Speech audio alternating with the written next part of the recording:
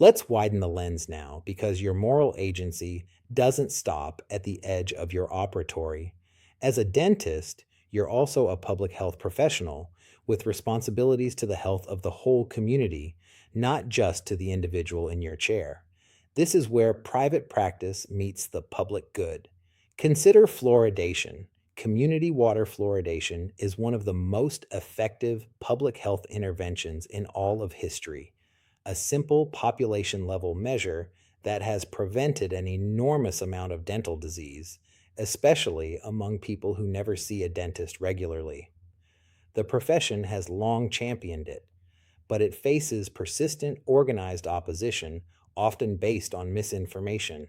And the dentist, as a trusted expert, has a role to play in defending sound public health measures against that opposition, in being a voice for the evidence in her own community.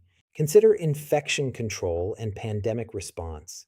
These create duties that reach well beyond the individual patient, to your staff, to your other patients, to the broader public. The COVID-19 pandemic made this vivid for every healthcare worker. The choices you make about safety ripple outward far beyond the person currently in the chair. You're a node in a public health system, whether you think of yourself that way or not. And consider the social determinants of health, maybe the most important and the most humbling idea in this segment. Oral health is shaped far more by income, education, housing, and environment than by individual brushing habits. Far more. The conditions of a person's life largely determine the condition of their mouth long before they ever reach your door.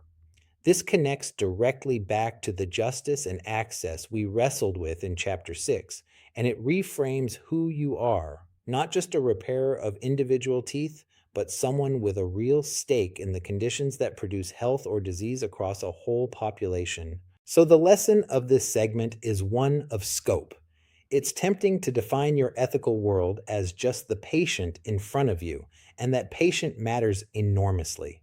But moral agency extends outward to the staff you employ, to the community you serve, to the public systems you participate in, and to the conditions that shape health long before anyone reaches your chair. A fully formed dentist sees all of those circles, not just the innermost one.